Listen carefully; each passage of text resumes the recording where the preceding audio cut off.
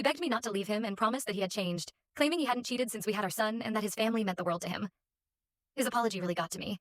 I hesitated seeing how broken he looked. I couldn't tell if it was sincere regret, desperation, or guilt. I told him I forgave him even though I never really did. The trust was broken and the anger persisted despite my best efforts to move on. Since then, he's been acting like the perfect husband, as if to compensate for what he did. I'll admit it felt good to be the center of his attention after so long. But for the last 2 years, I have been nothing but tolerant of him because, whenever I look at him, all I see are lies. Now, getting to the title. Last weekend, after putting the kids to sleep, I decided to tell him that I had cheated on him.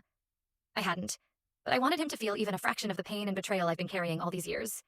When I told him, he was crushed. His face went pale, and he kept saying, "No, you wouldn't. You couldn't."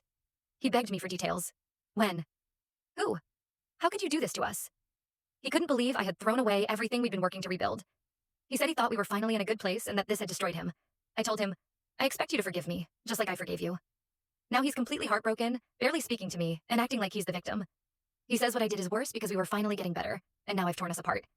Part of me feels guilty, as if I manipulated him, but another part thinks he needed to experience even a piece of what I went through. So AITA,